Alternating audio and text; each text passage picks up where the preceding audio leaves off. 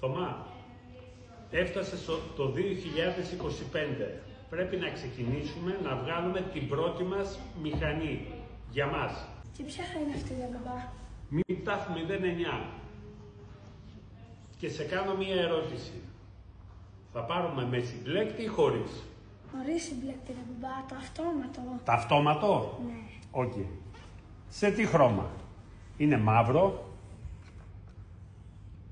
είναι μπλε και είναι το γκρι. Το γκρι πιο ωραίο. Το γκρι θέλεις? Οκ.